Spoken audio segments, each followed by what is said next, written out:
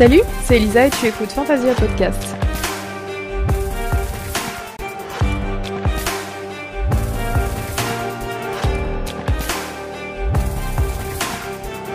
Salut, c'est Elisa et tu écoutes Fantasia. Aujourd'hui, je voudrais te parler d'un challenge que je me suis lancé. Tu me diras encore, oui, tu remarqueras que je suis une femme qui aime se challenger. Je me suis lancé le challenge d'apprendre le dessin. Moi, j'ai pas toujours été quelqu'un de très porté sur l'art. D'ailleurs, j'ai jamais été portée sur l'art, on va pas se mentir. Je me suis toujours considérée comme quelqu'un qui manque de créativité. Parce que j'ai commencé la musique quand j'étais enfant, j'aimais pas spécialement ça.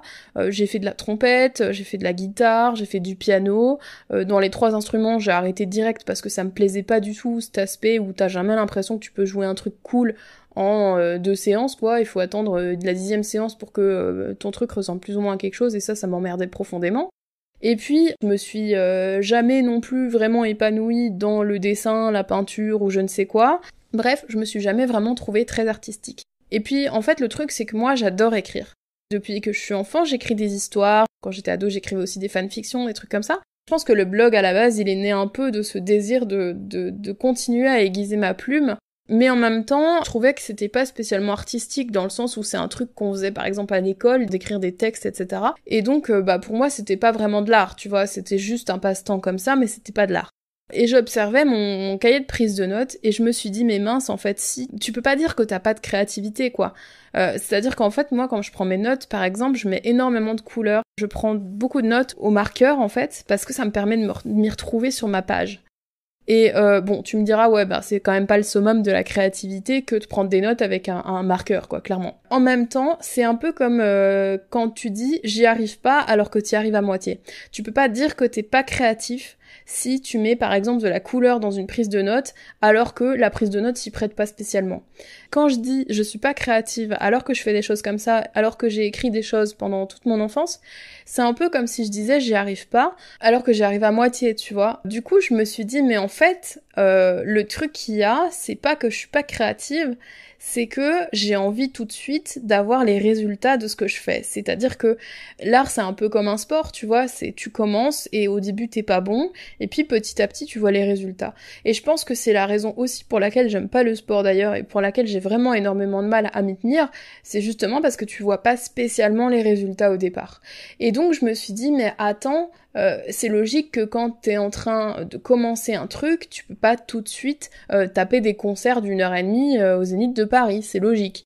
Et du coup, je me suis dit, mais pourquoi en fait t'as besoin de performance, pourquoi t'as besoin d'essayer de créer un truc concret, ce qui fait que tu te mets tout de suite la pression et que du coup, tu te décourages et tu dis que t'y arrives pas. En réfléchissant à ça, je me suis dit, voilà, ce qu'il faut que je fasse, c'est qu'il faut que je me mette au dessin. Alors pourquoi le dessin ? Parce que comme je te l'ai dit juste avant, je suis pas spécialement bonne en dessin à la base, et comme je suis pas spécialement bonne en dessin, je peux pas me mettre la pression et me dire voilà, tu vas faire l'illustration d'un livre ou n'importe, tu vois. Je peux pas me dire des trucs pareils décemment, puisque je sais que je ne suis pas spécialement douée là-dedans. Et ça fait qu'en fait, du coup, je me mets pas la pression. C'est bien de décider où tu veux te challenger de manière sécurisée pour toi. C'est-à-dire que tu auras déjà assez d'éléments dans ta vie, dans ton environnement, autour de toi, qui vont faire que tu te sentiras en inconfort.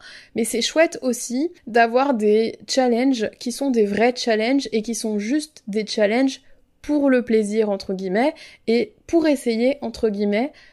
C'est une manière aussi de se challenger de manière sécurisée pour soi et de manière consciente et volontaire. Alors aujourd'hui, ce que j'aimerais que tu te poses comme question, c'est qu'est-ce que je peux faire dans ma vie, qu'est-ce que je peux mettre dans ma vie actuellement, à quoi j'ai envie de laisser de la place, qui n'est pas quelque chose vers lequel j'irai de manière spontanée, donc quelque chose où tu sais que t'es pas bon par exemple, et qui n'est pas source de stress pour moi parce que justement je suis pas bon là-dedans. Donc au mieux j'aurais appris un truc.